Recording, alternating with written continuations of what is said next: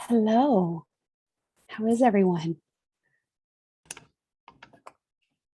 Good, Carolyn. How are you? Good. Good. Good. You intentionally do a halo behind yourself? Oh, yeah. No, I forgot about that. Let's do there we go. That's Oh, better. this is someone who's spent too much time doing telehealth. You have Yes, a I whole like have. lighting setup. Yep. Absolutely. So I think the plan is to get started at 6. So just giving people a chance to get logged on and settle in, grab a cup of tea or whatever it is you're drinking tonight.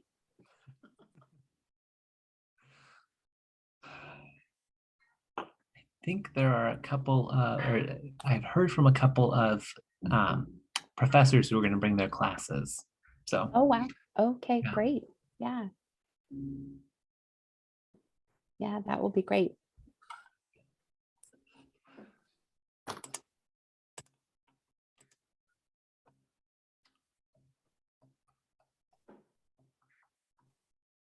I thought I had set up a waiting room, so I was surprised to see all these people here when I logged in. Was Carolyn a co-host? Oh no, they still would have gone to a waiting room. Oh well. Hopefully Yeah. there's no weirdos. Yeah. That So far, so well, people did have to register. So yeah. So if you are a weirdo, we got your name and you're all that. Yeah. We did have an incident of a horrible Zoom bomber for my church online a couple of weeks ago. So I am getting a little more cautious about that. I guess I would just have to shut it down, and that would be that. Something untoward should happen. A Zoom bomber? Uh-huh. What's that mean? That means people who you don't want to be participating in your Zoom come into it and do horrible things. And this one included child pornography. Ooh. Yeah. So the FBI is involved in that. I'm sure that they probably have a laundry list of groups that they're having to help with that.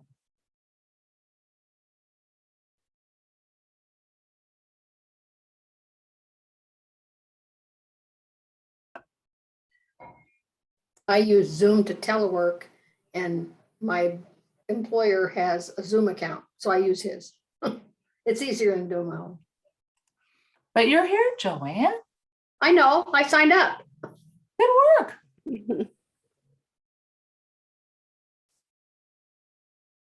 I'm just looking at the list of who else is joining us. I believe I know who all isn't here. Yeah, where's Charlotte? I don't know. I've been gone for 2 months. Where'd you go? We just got home. Went to Florida and Texas and went to Mexico one day. Why only one day? We parked in Texas and walked across the bridge. Oh, So I could say I went to Mexico. okay. I bought vanilla, ate lunch, and have you ever been to Mexico? I would like a resort. And then Oh, one no. time This is across the border in the dirty part of Mexico, right under Donna, Texas. It was icky. Once when I was like maybe 10, we went with my dad's sister, like my aunt who lives in Mesa, Arizona. And it was a day trip. And all I can remember was trying to barter with someone to get a taxidermied iguana. I did not win. They were not willing to come down far enough on the price for me to afford it. Taxidermy iguana. I remember it being very cool. People were touching you and begging for money. It was awful. Yeah. Worse than the street corners here in Des Moines. But we had a condo in Clearwater, and then anyway, we went. Amy Welsh, who's a social worker, she lives in Ames. We went and saw her in Austin, and she drove straight through and came up yesterday. She works as a PA now. She did in Ames. Oh, cool. We had a good time.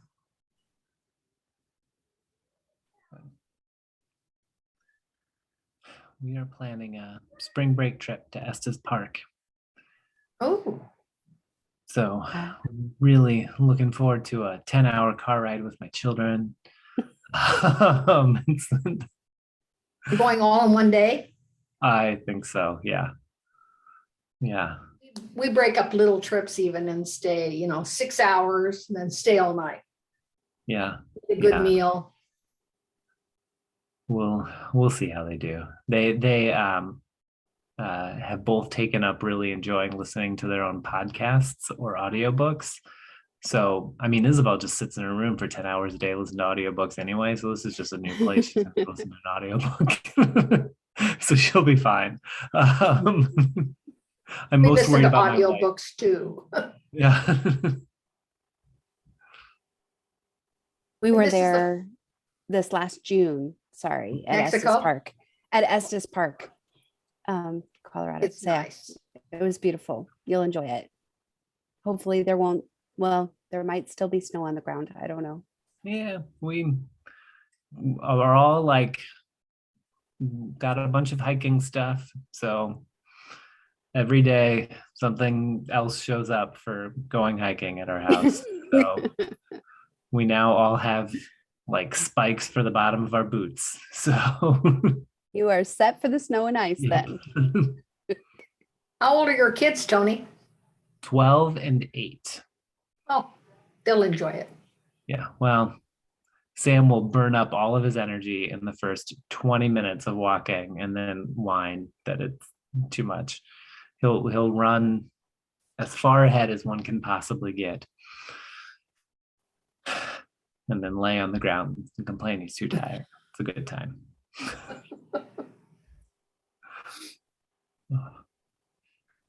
Speaking of kids, Megan, how are you doing? I'm doing well, thanks.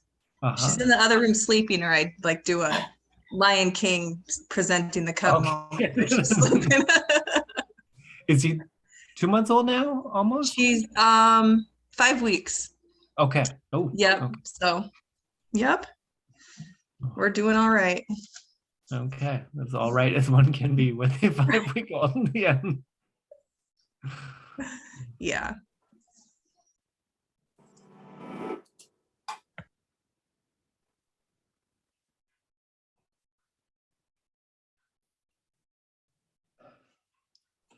Hey, folks, if you want your CEU certificates, don't forget to sign in with your name as you would like it to appear on your CEU certificate and the Is that email after we're done? address. Put that in the After we're chat. done? What, Joanne? Is that after we're done? No, you can do it. We're going to trust you this time because you know me. I usually am a sign out person, not a sign in person. Yeah. Joan's gonna put your name in there and then sign off. That will be And- between you, your God, and the Board of Social Work. But I'm here, you can see me. Right, but Mike isn't here and he needs to know where to send your CEU certificate. So that's back on this other page. Yeah, on the chat. So you see the chat icon down below. It's right in the middle. It's got a little Yeah. thought bubble. So click on that and that'll pop the chat up for you. And then you type in there. And if you don't want everybody to see all that, you can just send a message to me and then it'll all get downloaded and sent.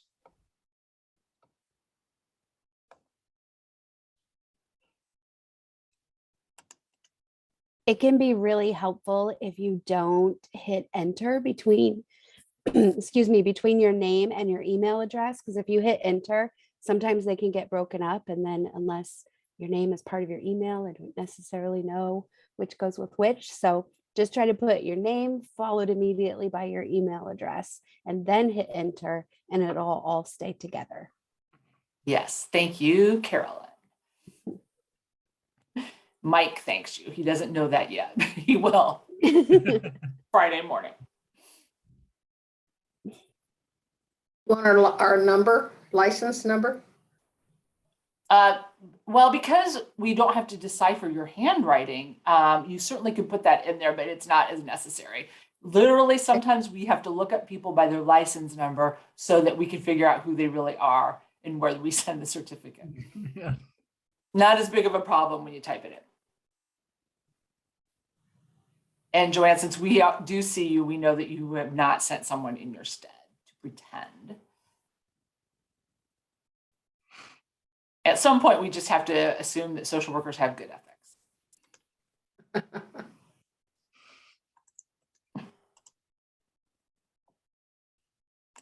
Are there going to be more than this few? There were over 50 people who had registered for this. So that's what happens though when you have free events, people register and then they don't show up. So that's okay. I was sitting in the living room. My husband said, "Isn't it supposed to start now?" So he has to do something else. He had to get you started so he could go do something else, Joanne? Is that what you're saying? I said, "How do I get in this?" He said, "The same way you do every day." He's very helpful. I was on Zoom today. I did patients. So I'm feeling a little sad. I'm sure Tony's feeling sad because he's not eating his favorite pizza at F&O's. Yeah. I'm also sad because all I have is warm beer. And that's just We're going to keep trying. So my goal is to get back there in March. So we'll see how that goes. So as long as things are kind of on the downtrend, everybody's doing okay, they're happy to have us. So I'm hoping that we'll be able to do March back at Felix and Oscars. So see how it goes. wonderful.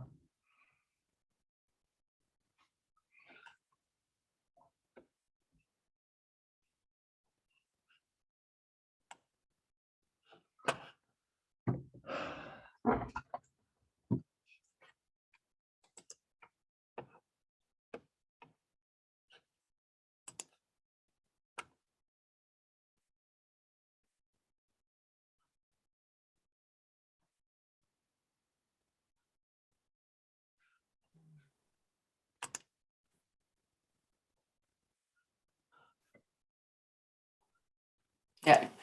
The only people that are suspicious are the ones who are still signed in after everyone else is gone. Those are my favorite students at the end of class. It's like, oh, Josh, did you have a question still? No? I leave the recording on for that too. So.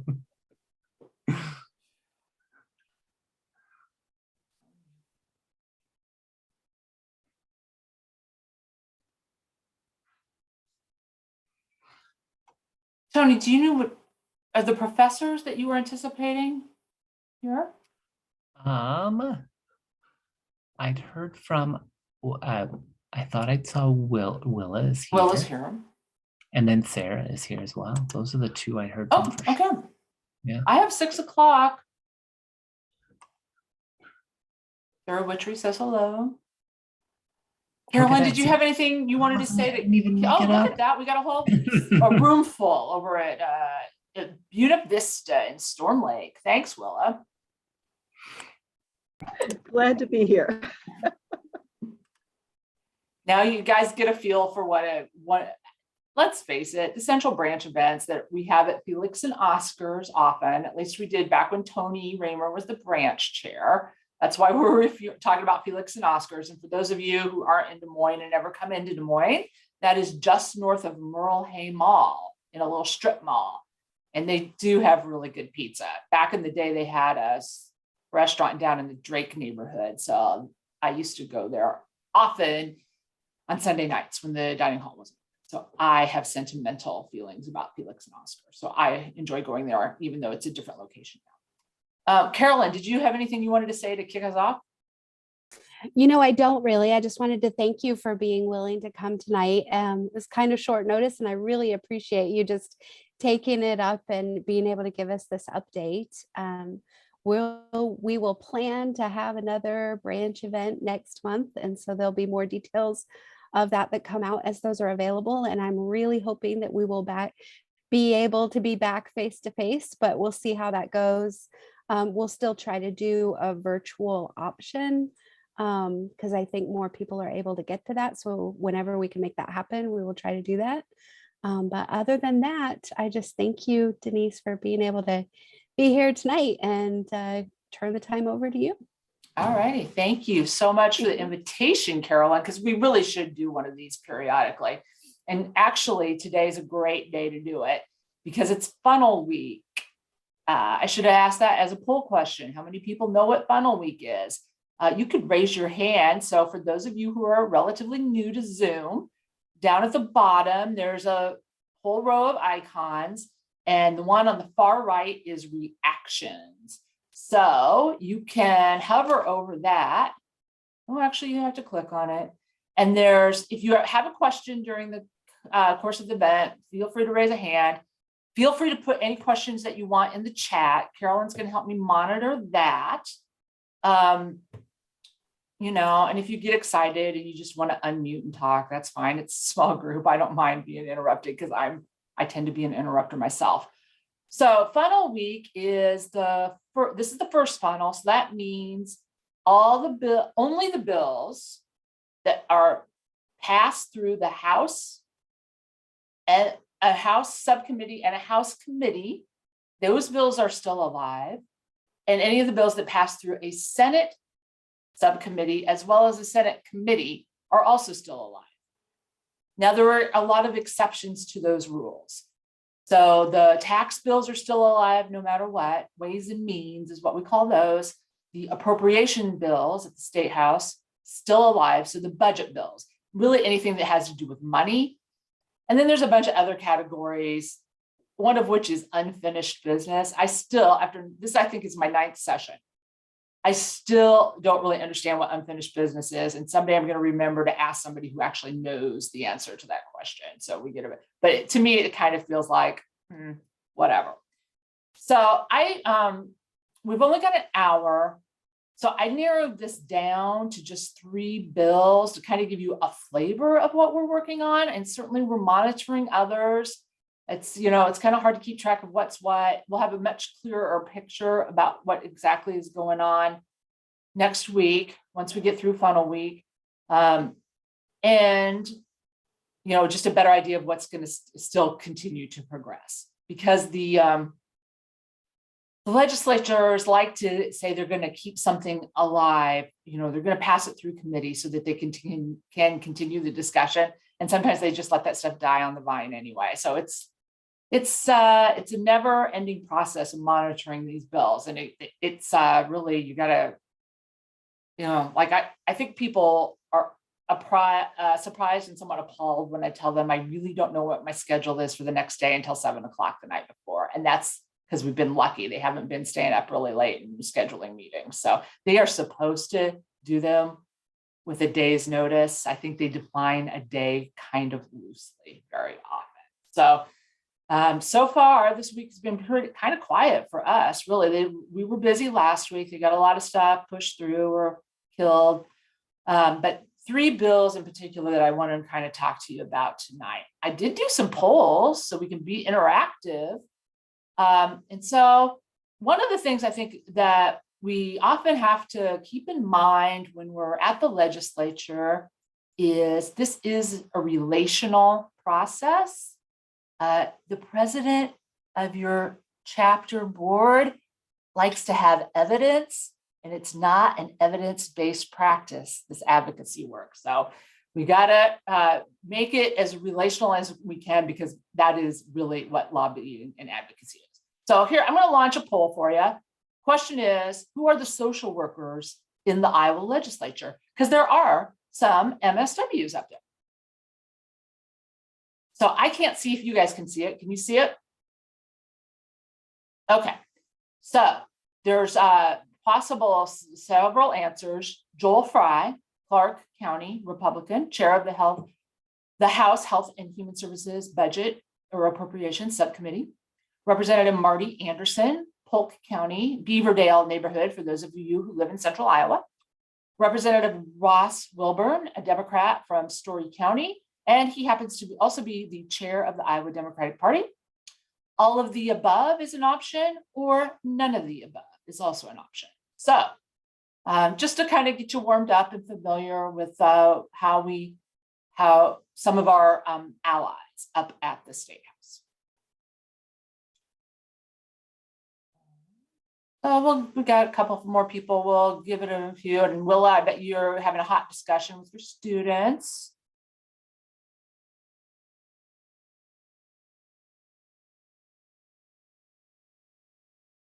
Okay, 21 out of 27, so 77% of you have participated, and the vast majority of you, is that a vast majority? 16 out of 21 said all of the above, and that is correct. So those of you who answered Joel Fry were not incorrect. Yes, he is an LISW in private practice at this point. I think he got to start in hospice. Diane Fagner can tell us that, because I think she might have been his field instructor or his supervisor at one point in time. Representative Marty Anderson, former president of the NASW Iowa Chapter. Yes, but she's retiring. And then we have Representative Ross Wilbur, who is also an MSW out of Story County. So they can be very helpful to us when we need things done. Oh, I didn't share the results. Sorry, I didn't realize I could do that. So good work, everybody. So that's quiz number 1. And I asked that for a reason, because sometimes you're going to see Joel Fry's name a lot in this presentation. Like I said, he's the chair of the Health and Human Services Budget Committee. So the money that gets appropriated for DHS, as well as the Iowa Department of Public Health, Iowa Department of Aging. So a lot of the state agencies that social workers work with and are concerned about.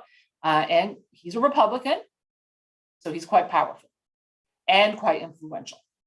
So we have to work with him quite a lot. We don't always see eye to eye on all issues, but I always will say that he is very good to us on what I call the business of social work. So more of the practice type issues often, not always aligned with us on some of the social justice issues, to be quite frank. All right, so I think I got another poll for you here. That away. Oh, how do I get to my next poll? That's something I didn't practice, folks. Oh, maybe I go to polls? No, how do I do that? Okay, who's good at Zoom and can tell me? I have multiple polls here, but I don't know how to get to them. Oh, here, I found it. Okay, so the first bill we're going to talk about includes not just the Iowa Board of Social Work, but also the Iowa Board of Behavioral Science. So I just wanted to check in with folks to see if you know which professions fall under the Iowa Board of Behavioral Science. Okay, can everybody see that? We've got licensed mental health counselors, licensed marriage and family therapist, behavior analyst, assistant behavior analyst, occupational therapist, all of the above. I hope you can see all of that, all the answers. All of the above, A, B, and C, or A, B, C, and D. So the first combo is the licensed mental health counselors, licensed marriage and family therapist, and the behavior analyst. That second combo includes then the assistant behavior analyst as well. So those two do not include the occupational therapist.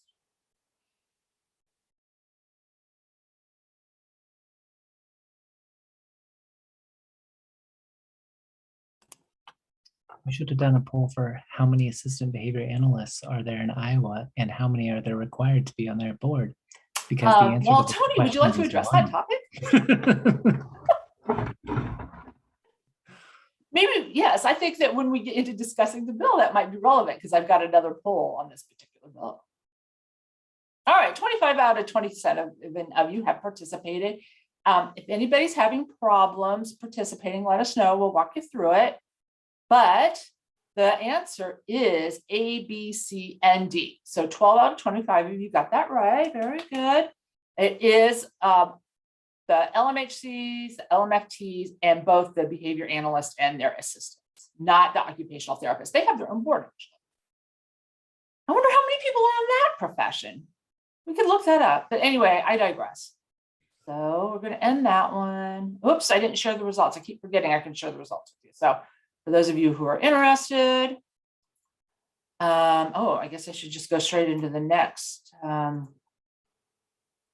question, because we do have a bill that has been proposed by Representative Fry to combine the Iowa Board of Social Work and the Iowa Board of Behavioral Science, sorry. Do you think that the Iowa Board of Social Work and the Iowa Board of Behavioral Science should be combined? And that bill, for those of you who are interested, is HF 2225. And so the answers I gave you are yes, no, yes if it would save money, yes if it would make the boards more efficient, or I'm not sure, which is a fair answer, because often many people doing advocacy will say undecided when they declare on that website.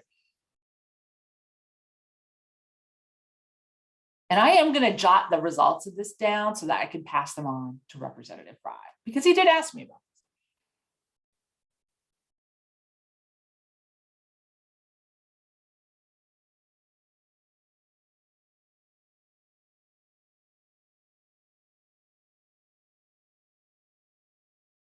Okay, 24 out of 27 of you have answered. Any last minute answers?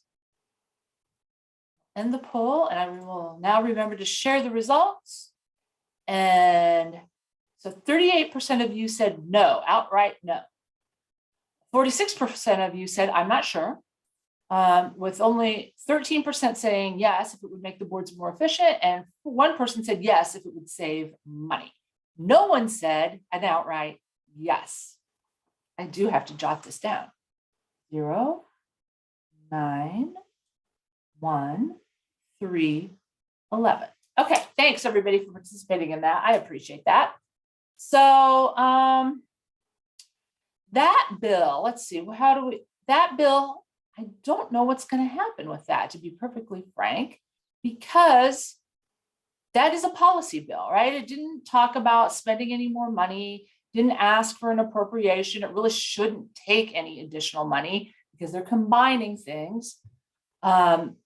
So in theory, unless he's going to schedule a subcommittee meeting between now and tomorrow, which could happen, that has happened before, not necessarily on this topic, not necessarily with him, but it does happen. In theory, that bill should be dead because there has not been a subcommittee meeting called on it, and therefore has not passed through a full committee. And that is what it takes to get things, what we call, through the funnel. Diane Fagner has asked, why is Joel proposing this? Well, government efficiency is what he claimed. He did, and for which I was grateful, he called in myself, the woman who's the contract lobbyist for both the LMHCs, that's the Iowa Mental Health Counseling Association, and the American Association of Marital and Family Therapy, to come in and talk about that bill and whether we should combine those bills, or combine those boards, excuse me. And we had talked about that previously with him, and none of us were very enthusiastic about it. Actually, the woman who used to be the lobbyist for the Iowa Mental Health Counseling Association, who is herself a LMHC, was also in the room.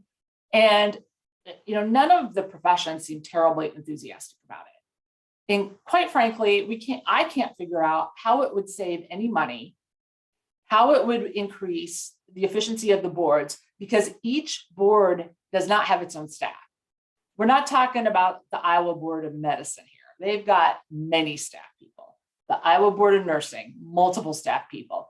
The boards that are under the Bureau of Professional Licensure at the Iowa Department of Public Health do not have just one person assigned to them. well, we have one person and plus an administrative person, but Tony Alden is his name. I think he has 5 different boards that he serves. The Iowa Board of Behavioral Science is one of those boards. So his duties around that would not change. The bill did not propose to cut any board members at all at this point. So that, the $50 per diem that they get is not going to change. And in fact, one of the concerns we have is that it's actually going to make the board bigger, harder to manage, and harder to schedule meetings for. So does not appear to have a lot of advantages as far as we can see. To his credit, Representative Fry, like I said, did call us in to discuss it. And he also told us that he was going to talk to the Iowa Department of Public Health Bureau of Professional Licensure to see what they thought, to see, what potential stumbling blocks it would have. One thing I did bring up with him that he had forgotten about, I had mentioned this to him before, is he wants to align the professions more as well. That to me is almost more frightening than the idea of just combining the boards. And what I said to him was, we need to make sure that we are going to line up with an interstate compact. So right now at the federal level, at the national level, there is work being done on an interstate compact that should in theory make it easier for social workers to get licensed in different states. So if we don't have similar licensing laws, that would not be possible. That would be what the goal of that interstate compact is to align the laws and the rules so that it makes it easier for somebody, say, who's in the Quad Cities to have both an Illinois and an Iowa license, or somebody who's in Council Bluffs might need a Nebraska as well as an Iowa license. Or if you're doing telehealth and you wanted, Joanne Christensen was off on vacation in Texas. She was gone for 2 months. Was she doing telehealth? Yes, I'm reading her lips. Yes, she was. So I'm assuming, Joanne, that all of your clients were in Iowa. So you've got an Iowa license and that was fine. But what if you, somebody liked the work that you were doing and they wanted you to do that in another state? Then I say I'm not eligible. Only licensed in Iowa. Right. Or a college student, Janice said, oh, that's a great example. We had one of your co-members literally had a college student. I think she was down at, I don't remember if the college student was at Tarkio or if she was at Northwest Missouri State. She would drive from college to the parking lot in one of the cities in southern Iowa and have her telehealth sessions that way, because Missouri did not open up their licensing like we did temporarily for folks to be able to do telehealth. If you're practicing in Iowa, you can see anybody that's, like I could see that person in Missouri. You could? Yes. I don't think so. I think Missouri would disagree with you on that. No, Joanne can be anywhere she wants to be. She can currently, not the clients. Yeah. See, I saw people in Fort Dodge while I was in Florida and Texas, and because as long as I licensed can get an in Iowa. internet connection. Right. No, but I saw some free people. I could provide service for free. But what could happen in theory is, what if a bad actor was doing that? Yeah. Had an ethics violation? How would that state hold that person accountable for the citizens of their state? I didn't see him. No, that is the quandary you can get in. Yeah. So anyway, NASW, I literally just registered for that bill. I'm not going to lie. I hadn't done that yet because there hadn't been a subcommittee meeting on it, but we are officially undecided on that bill. You should have gotten a action alert on that. When did I send that out? A week ago or so? Saying, if you've got strong feelings about that, please let us know so that we can convey that to Representative Fry and let him know as well. So I would recommend that if you are feeling strongly one way or another about that bill, that you send an email to Representative Fry to let him know how you're feeling about the bill and why, so that he has that feedback from the profession. All right.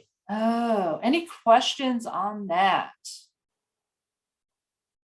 Diane Bombach says social work as a profession has an elaborate and research set of standards and ethics that are way ahead of most of all the other professions.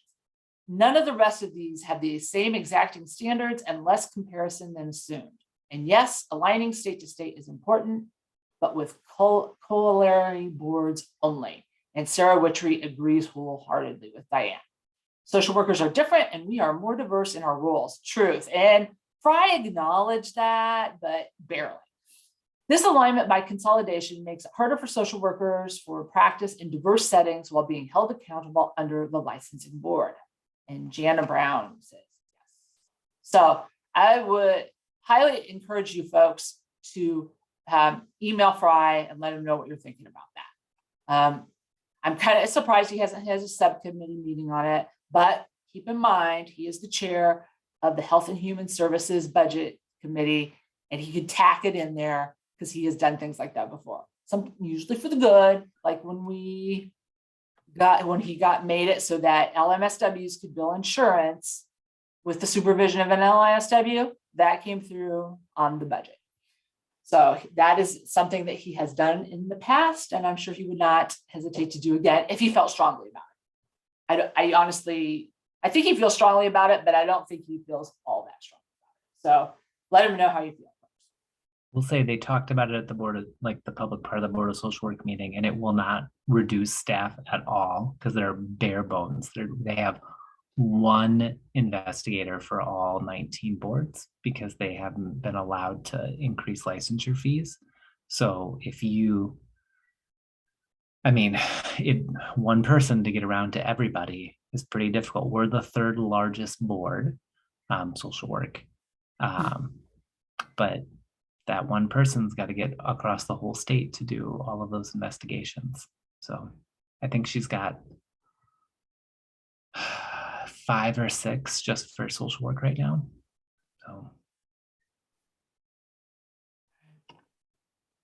So that is an important topic. It seems kind of mundane, I know, and since it doesn't seem like it's moving anywhere, it's not very exciting. It's hard to generate a lot of grassroots enthusiasm over it, but I know that people feel pretty strongly about that. So please do contact Joel Fry about that. He's definitely your target on that.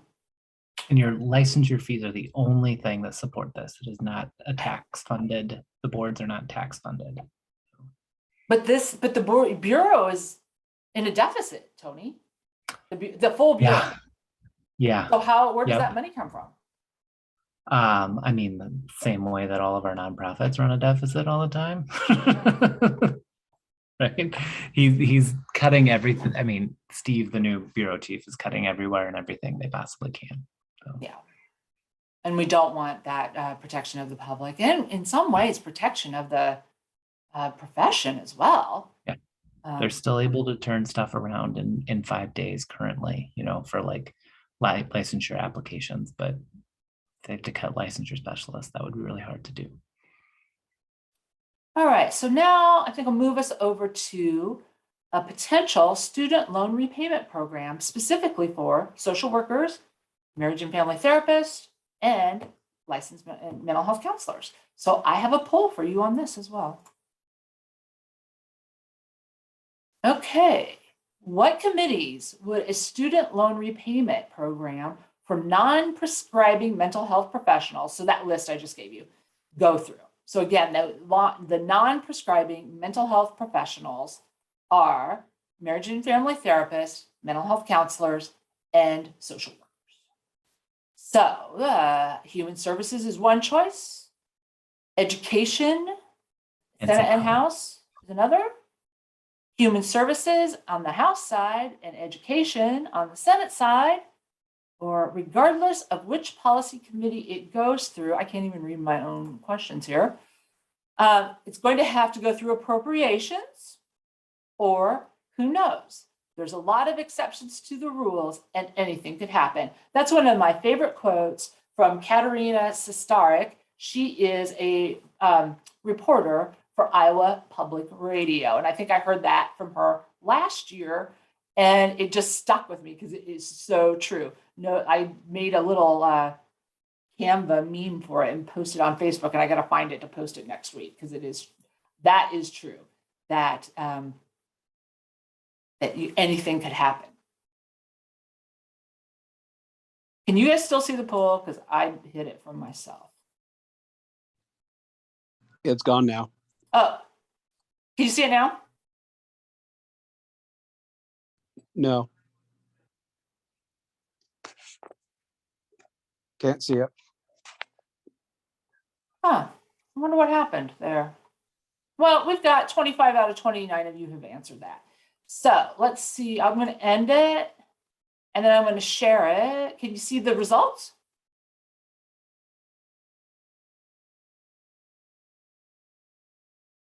So no one said human services. One person said education, or 3 people, which is interesting because it should have gone. We were hoping it would go through education on both sides because that is where the Iowa College Aid Commission is funded. And that is the organization that would administer such a program. So that was the original plan, is that that bill would go through education on both the Senate and the House side. But in reality, right now, it's going through human services on the House side and education on the Senate side, which is making it a little bit complicated. But for those of you who said, regardless of which policy committees it goes through, it's going to have to go through appropriations. That is true. So 10 of you said that, and that is absolutely true as well. And then my favorite quote from Katerina SOS, that's her Twitter handle, for those of you who don't listen to IPR and hear about that. 11 of you said, who knows, there's a lot of exceptions to the rules and anything could happen. And that is also true. So House File 2137, which is what the bill, that's the House side, that's in Human Services. You'd think that would have been the way it should go. And the way it should go, or what we were hoping would happen, because that was actually one of my colleagues, the contract lobbyist for the marriage and family therapists and mental health counselors, worked with members of the legislature over the summer to develop a nice, neat package of a bill. That's the Senate version of it that included us. It gave an amount of $500,000 or so that would fund 13 loan repayment folks at about $8,000 a year. Not a huge program, as multiple people are very disappointed about that. But a start, and we get it into legislation so that we could, monitor it and ask for more money if in fact it turned out to be popular and that people were really interested in it. Oh, also the geography would be the federal mental health professional shortages. That's because all the other loan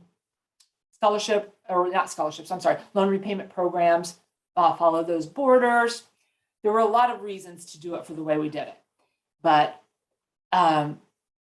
apparently during the subcommittee meeting on loan repayment programs for other professionals, people actually asked that the non-prescribers be added in. And that was not the non-prescriber professional associations who asked for that. And so Ann Meyer, who's the chair of Human Resources, got excited and dropped us into her bill that's in Human Resources. Well, that bill's got some issues with it. It's just not a very clean bill. In addition to that, it just plunked us in with the psychiatrist, which in some ways was awesome because they're getting a heck of a lot more money than we would. But we know that's probably not realistic.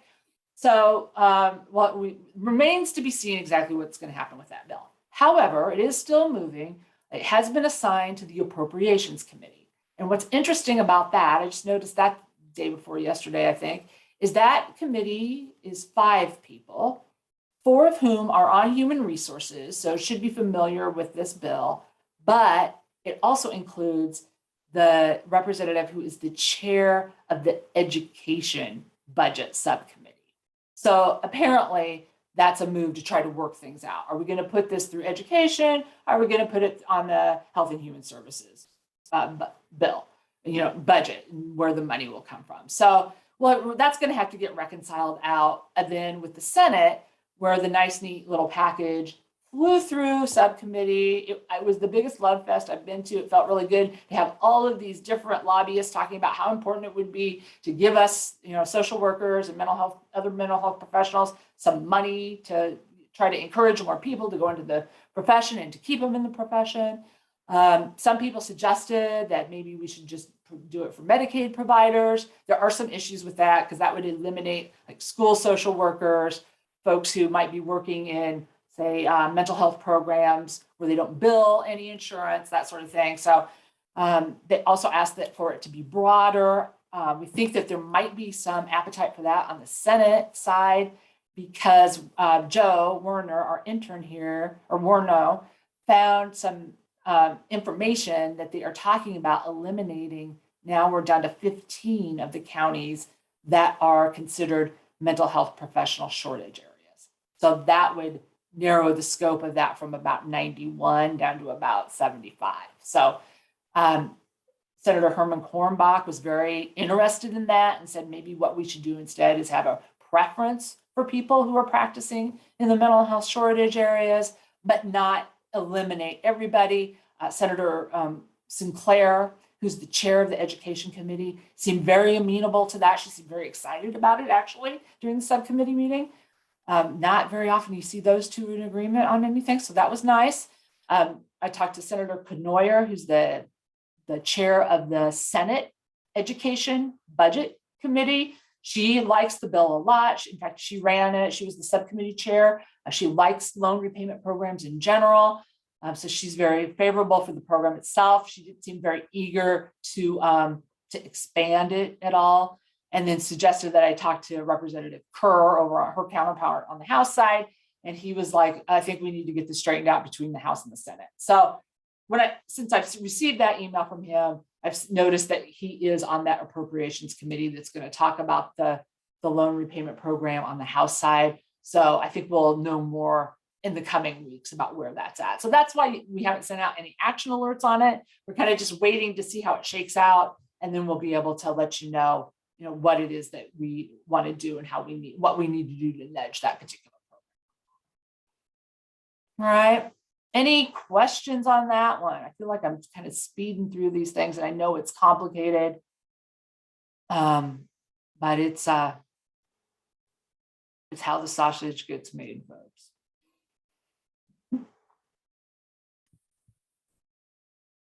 So I should actually probably drop bill numbers in the chat for you. Diane, I don't know that we can redo the question regarding the combining of the boards, but that would have been interesting to know how people feel about it now versus what they felt about it initially. I don't know if I can go back and redo that. If I can, Denise, I'm not. Yeah, go ahead. Sorry, this is Melissa Anderson.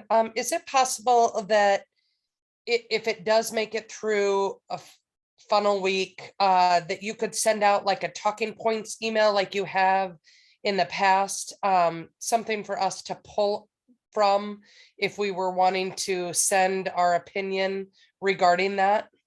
Yeah, absolutely. In fact, both of those, I should have made that clear.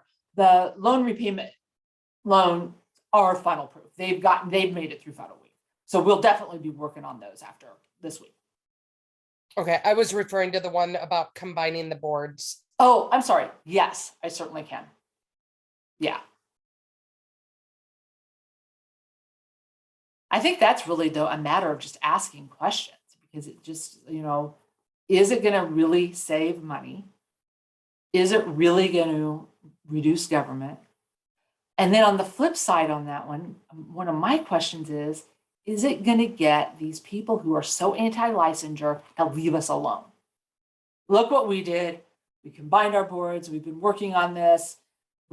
I don't know that it would, honestly. Or, we haven't seen any of those big, huge, very threatening licensing bills for a while. So hopefully we won't see them, but I never say never is what my general attitude is on licensing. But a lot of the supervision requirements have aligned from those boards. We've made changes to ours to align with theirs, and they've made changes to theirs to align with ours. So I wasn't real surprised to hear that it was kind of, I guess, on the docket, but it would be nice to have some talking points such as what Tony was mentioning earlier about it's probably not going to be, a cost savings. It's not going to be, whatever else, whatever the other talking points were. Okay. Yep. Good feedback. Thanks. And we certainly can do that. We'll monitor that one closely and see where it shakes out. And then we'll let you know. Okay, moving right along to a bill on the assault of healthcare professionals. So I've got a poll for you. Imagine that. Can you see that poll, folks? Yes. Thank you, because I can't see you when I have it big, so I can actually read it. So I appreciate that.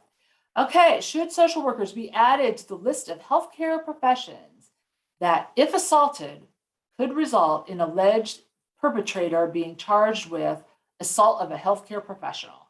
And that assault of a healthcare professional does include stiffer penalties. I should have included that.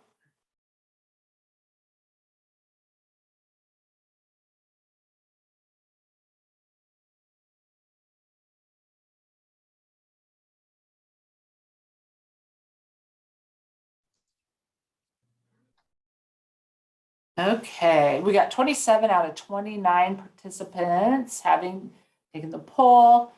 Oh, sorry, I keep forgetting I can share this with you.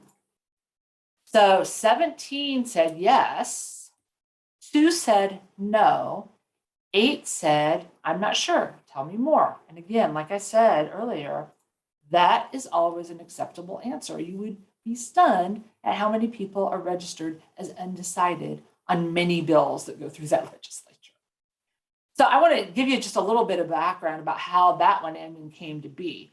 One of your colleagues at a hospital was assaulted by someone who was in their ER. I believe at least that social worker definitely works in the ER at a hospital, a big hospital.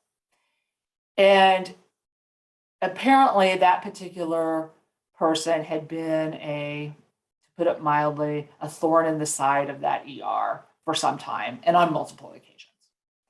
And so the social worker decided to go ahead and press charges against this person. I did do a little internet research on the person, and it did appear that he had been involved with the criminal justice system on multiple occasions. When I first read the email, what the social worker did was actually approach his state legislator and ask his state legislator to do something about this, because there is this charge called assault on a healthcare professional, but social workers are not included in that at this point. And he wanted to have social workers included in that particular crime. I read that and I thought, well, yeah, why not? That'd be fantastic. That seems to make sense. So I mentioned that to Tony Raymer, who's the board president of NASW Iowa Chapter, and Julia Rose, who's the president-elect of our chapter board. And Tony and Julia pointed out to me why that particular stance would be problematic. And so Tony agreed to talk a little bit about why it was that he felt that that bill, that NASW should not support that particular bill. We'd spent a lot of time talking about this bill. A lot of time. And ran it through by our government relations committee as well. Kind of, I think Denise even checked in on some stuff with National for some feedback too. Really what this boiled down to for most of the board was, this is if we want to elevate the profession of social work, it's not through charging people with a higher level assault.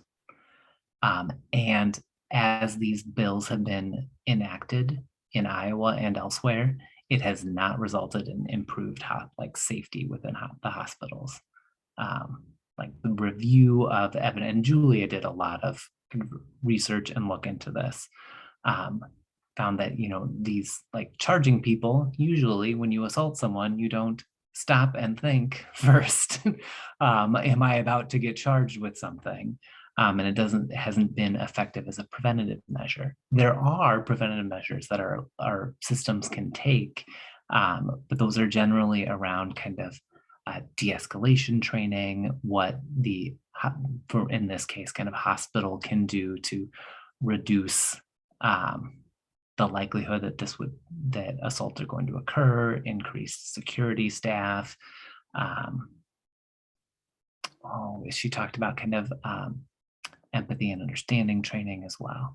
And so because it had not been effective in improving safety for anyone, and we're concerned as social workers that we're getting people involved in a system that we know is not getting them the help and the support that we need, especially in the case that brought this up. This is a gentleman with significant mental health concerns. And with higher charges constantly piled on us, are we just moving people into our jails and prisons for their treatment where we know we're not getting the treatment that they need? As well as the decision to prosecute is often on the person who was assaulted. Well, hold on. The level of the charge is decided by the prosecutor. Do I want to press charges? They do get the feedback in these cases from the victim. And most of the time, hospital staff and social workers are not choosing to charge. But you can imagine if you are deciding who you are going to make that, I'm going to press charges against this one, but not that one, that there is some implicit bias involved in those decisions. And are we then participating and pushing more of our Black, brown, and chronically mentally ill folks into higher level charges than angry white family members who are doing the exact same behavior? We know that this level of anger, aggression, assault in hospitals has gone up at the same time that our public discourse has gone down, and that these two things appear to be clearly tied together. So it didn't appear to us, the board, that this was going to improve the problem that it set out to improve.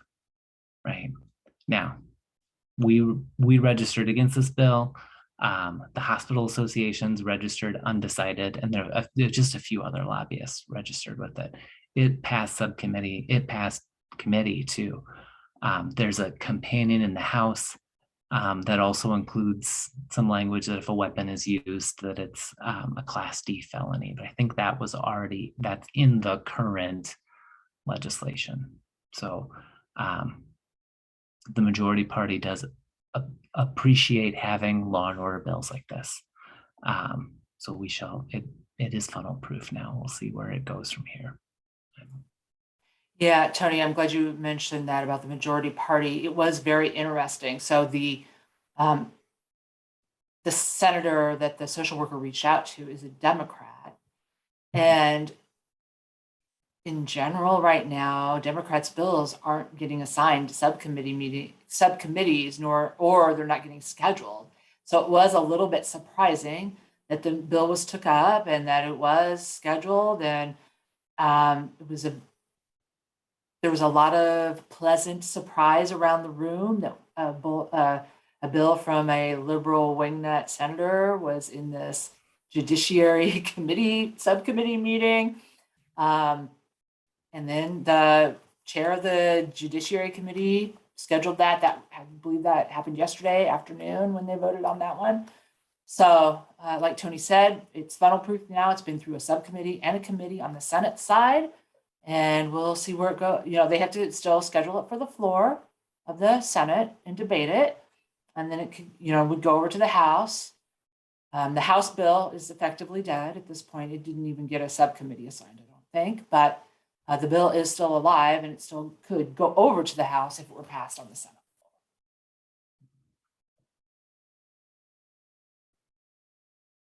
Any questions about that bill?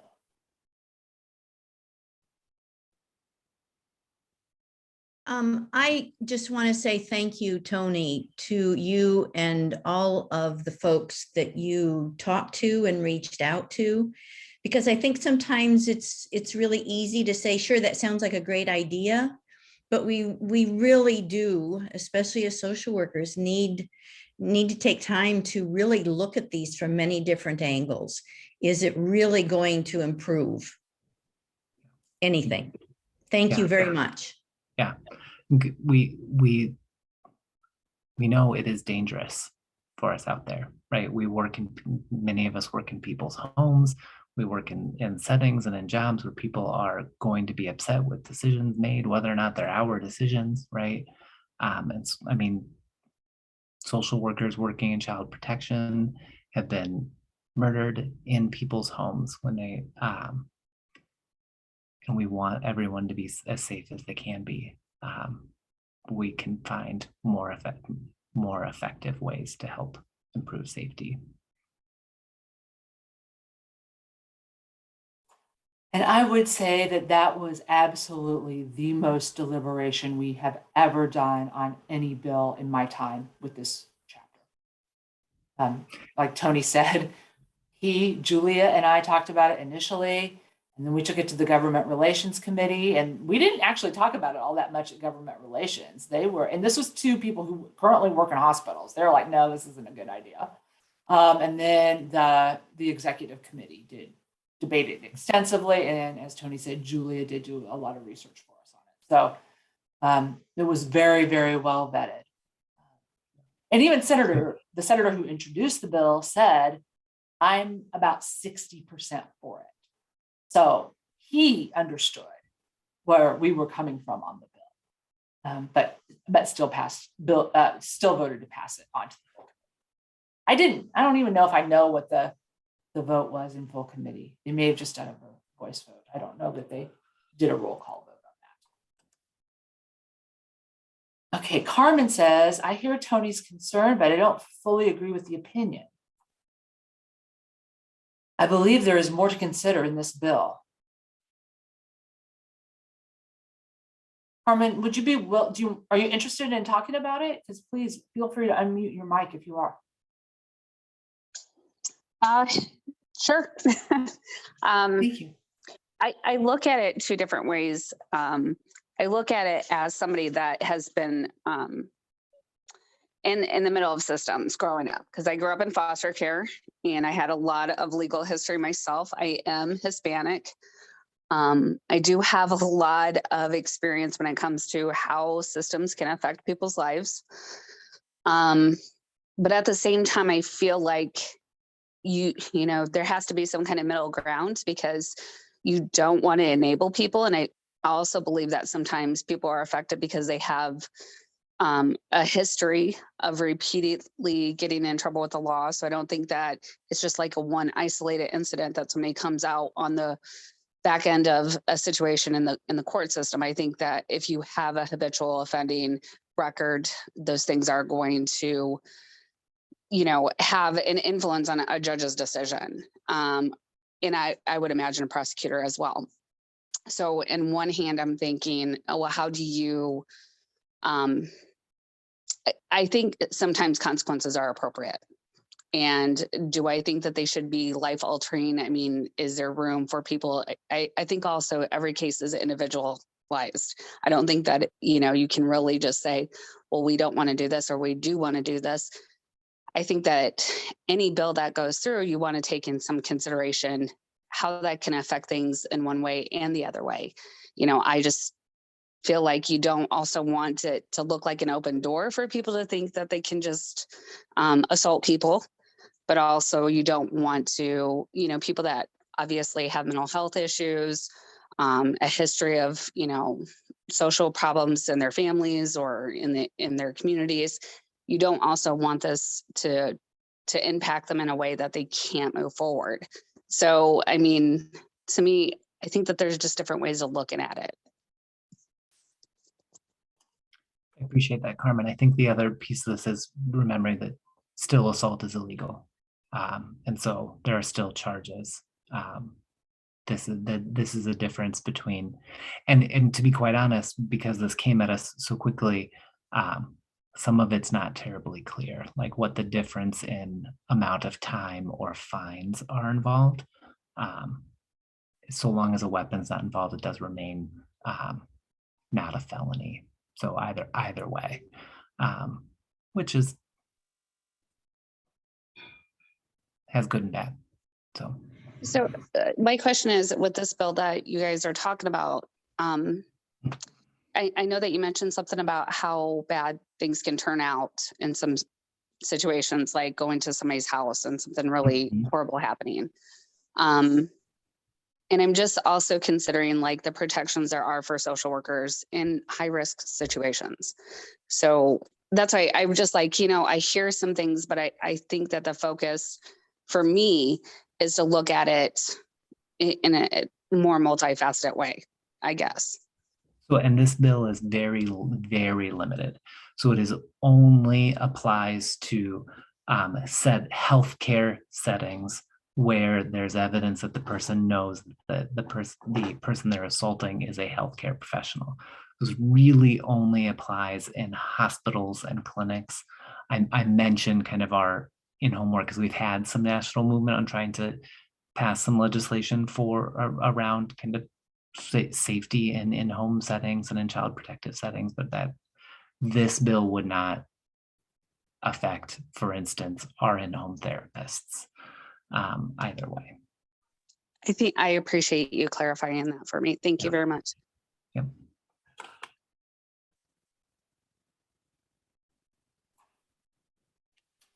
Okay, any other comments? Any topics that people were hoping I was going to cover tonight and didn't? I know we did get an email that somebody was interested in talking about telehealth. Telehealth for mental health in the state of Iowa is a done deal in a very good way.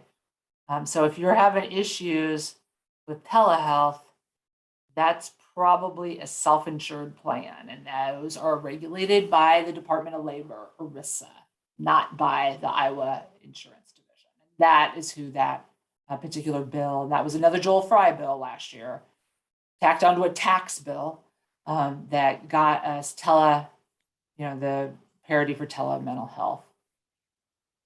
Denise? Insurance industry very often. We did on that one, so that We sure did. worth celebrating. Yes. Denise, Steve. that telehealth bill, is that within the state of Iowa or across states? No, that's just the state of Iowa. We only regulate ourselves. The governor has no jurisdiction, or the state legislature has no jurisdiction over other states. Because I'm getting a lot of ads, to work for these different providers to do telehealth. I'm understanding that some of them, you could be in Iowa and doing telehealth therapy in other states. And so what's the regulation? So, I mean, that's just a whole bunch of problems I see. Yeah. So, and then one of the questions I would have is, I bet those people aren't even they may not be getting to bill insurance. They may be paying cash. Sarah. I would say federally, we did have a legislative day federally this summer, and our federal representatives and senators actually think that telehealth is not an issue they need to take up for the next couple of years. One of them used the term 3 when we were talking about it. And so we just emphasize that like this uncertainty is difficult for people trying to make business decisions for their practices, not knowing kind of with federally regulated plans what could happen for telehealth. And thank you, Tony, for saying that, because that reminds me, we just got an email, I think yesterday, from Cindy Axney's legislative director, I believe is her title, and asked, they've got a big bill they're working on. They've asked actually at this point for input from the associations.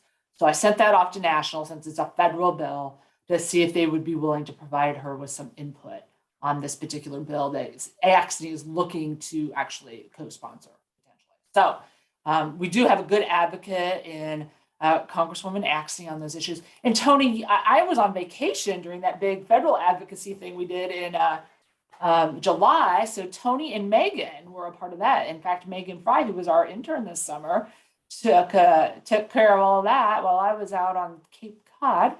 But as I recall, the results of that were our entire delegation, even though it is 3, 4, 5 Republicans to 1 Democrat, are pro telehealth. That's awesome. So and I try to reiterate that with my colleagues who are like, oh, we're never going to do yeah, you can get Republicans to support telehealth, even in an insurance industry state, Right. as we They were are here very in Iowa. supportive. Yeah, they were supportive, but I would say they don't necessarily understand all of it. It's not friggin' complicated. It's a pain in the butt, right? Well, So but need to they hear don't from do it us. every day like you do it, Tony. Yes. Ooh. So those of you, if you don't, well, if you live wherever you're Yeah. living, reach out to your federal delegation and explain to them why telehealth is important. We need to keep those levels of reimbursement as they have been during the pandemic. That's the simple answer for the federal stuff. And that's a lot of different policies. So it's the self-insured policies. So they seem like they're commercial policies, but they really aren't. They're not true insurance. The company has chosen to self-insure themselves, and they hire an insurance company maybe to run the plan, but that doesn't mean they buy an insurance policy. It's anything to do with Champus, anything to do with TRICARE, anything to do with your federal employee benefits plans. So there's a lot of those plans that are not governed by the Iowa Insurance Division. So that, if you're having problems with telehealth, at this point in time, it is very likely that it's one of those plans, not one of the state plans. If it's a state plan, then we need to, you need to let the insurance division know about that so that they can shake them down. I was also Okay, going to say that a lot of the ones that you get, like BetterHelp or whatever, where they ask you to do telehealth, those are people private pay for those. They're not like through an insurance. So like a lot of those that you see like commercials for or get emails about or phone calls about, those are all private pay. So that's why you could do it, in another state or however they do it. It's but private. you still shouldn't be providing services to somebody in a state that you're not licensed in. I don't disagree. I know that with BetterHelp, they ask you where you're licensed, and then they only connect you to people that are in the state of Iowa. I haven't done it. I've had a lot of former coworkers who do it, and they only see people in the state that they're licensed in. And that agency, at least, or that organization or whatever, will connect you to only people in the state that you're licensed. So I agree. Sarah Witchery has a question. This is education related, but I am interested in advocacy in opposition of the transgender student athlete bill. So Sarah, yeah, you're right. It's education related. So NASW could weigh in on a whole ton of stuff. Oh, that's what I meant to open this whole presentation up with. What are our legislative priorities? Well, education isn't generally one of them because they've got plenty of good advocates there. But I would suggest that if you are interested in those particular bills, One Iowa Action is a really good group to follow. I take the lead from them. In fact, I posted on our Facebook page and in the Iowa Social Workers page, I just reposted the One Iowa Action Facebook announcement, so you can get that. Interfaith Alliance typically works on those bills. The ACLU also works on those bills. So I would suggest that you follow and get with those advocacy organizations that are really honing in on that. Danielle Workman, Improving Access to Mental Health Act. Well, guess what, Danielle? That's on our to-do list to send you all an advocacy alert on that soon, because National has asked for our assistance on that. Our targets on that really are Chuck Grassley and Joni Ernst. Congresswoman Axney is a sponsor of that bill, so she's good. It can't hurt to touch base with the other three. So that would be Randy Feenstra, Ashley Henson, and Marionette Miller-Meeks. Marionette Miller-Meeks is an ophthalmologist. Sometimes she can have some kind of crazy ideas, but often on these kinds of bills, she is helpful. I don't think it was on this particular one, but one of the lobbyists up at the State House said that she had talked to her about another mental health bill, and she really seemed to be understanding and interested. So if you live in Southeast Iowa, you might want to touch base with Marionette Miller-Meeks on that as well. But we're good, more to come on that, Danielle. We've got a nice national set us all up. We just need to send that one out. So if you are in Voter Voice, you'll get an action alert on that next week. Is that bill the one that's been like proposed like 400 times in the last decade or what? Okay. We were working on a version of that when I was an intern at National during the 1999-2000 school year. It's not exactly the same, but why it's important, folks, is it's increasing the Medicare rates for reimbursement, and that then has a lot of implications for a lot of the other insurance policies. So that's why it is really important, is it Medicare does seem to set the bar. So we would appreciate getting a bump up so that we get the same, I think we're asking for the same reimbursement rate as a psychologist. Is that right, Tony? I don't know. Megan, you guys worked that bill while I was on vacation. I think so. That sounds right. It was a long time ago, but yeah, I think it was as a psychologist. It's like an increase from 75 to 85% of the physician fee schedule. If I remember. Yes. Yeah, that's how it's worded. Yep. Which I think is what the psychologist get. I think so. Yeah, the psychologist lobbyist was whining one day about their reimbursement rate, and I was like, no, not to me. You can whine to other people about that, but not here. Well, I have 7:02, and I want to respect folks' time. So make sure if you want a CEU certificate, you've dropped your name and email address in the chat so we can get that out to you. I'm hoping Mike will get those out tomorrow, but he's got a lot on his plate, so you might not get them until next Friday. So just be aware of that. Carolyn's working on another event for you in March, which is Social Work Month. Oh, and she asked me to be sure to plug the fact that elections for the NASW board are coming up. And Carolyn is not up for re-election, so you will still have Carolyn as your branch chair for the next fiscal year. That's July 1 through June 30th of 2023. Tony Raymer is rolling off the board, but we do have a president-elect in place, Julia Rose. We're looking for a Northwest branch chair, so those of you in Storm Lake should send us some names of people, because we would love to have events like this locally in person. We need that, and we need a South. No, we're good there. We need also a Northeast branch chair. And we need a secretary. We need a vice president of budget and finance, which is not as accounting oriented as you might think. But if we had somebody who had a really good eye for budget and finance, who would be willing to work with me on that, I would be grateful for that. Sarah wants to know, how do we find this slate of open positions? Yeah, that's a good question. We should probably put that on the website. We will be, our next board meeting is on the 25th, and we'll be posting for nominations after that meeting. Yes. So, and you can self-nominate. If it's something you're interested in, don't wait for us to call you. You call us and let us know you're interested in running. Oh, we also need an MSW student rep and a BSW student rep. So if you know students who are interested, yeah, Megan Fry, now that you have a 5-week-old and I don't know where you're at in your studies, maybe you'd like to be the MSW branch or the chair. I'm limping along, why not? Yeah. It was a little, probably more pressure than I should have given Megan. She's That's not my okay. intern anymore. My God, her life must be so much easier than it was in December. No. Denise, before we end, can I also ask, are we going to have a legislative day on the Hill this section, or how is that going to go? Okay. No, we just thought it was too risky. People, it is scary up there. I'm like one of 5 people who wears a mask consistently. I think now that things are kind of dying down a little bit, it's not quite as frightening as it was when we made that decision. But we just decided that that was probably not a great idea. Okay.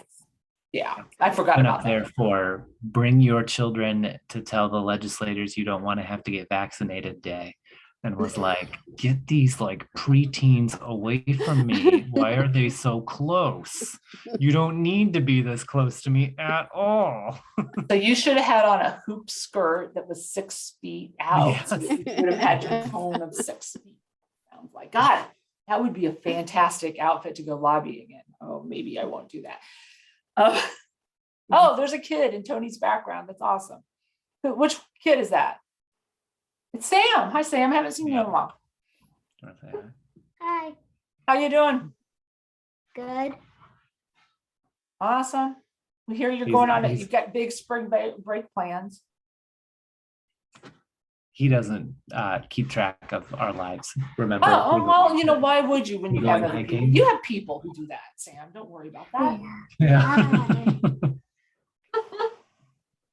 Okay, so now we're right. just at chit chat mode where we wish we were drinking margaritas or beer. Signing out for our CEUs. All right. Thanks everybody for coming. I Yeah. appreciate you greatly and appreciate you your interest in advocacy.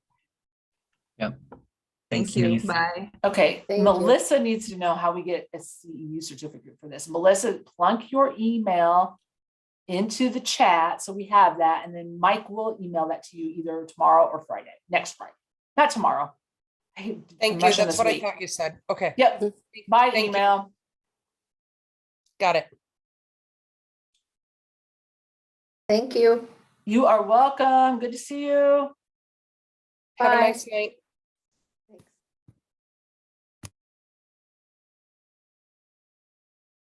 Bye, BV students. All right, very good. Well, thank you so much for doing that. Oh yeah, my pleasure. That was great. Super interesting. It's one of those things like I think we don't always know what's going on. Oh God, it's so So- hard. Yeah.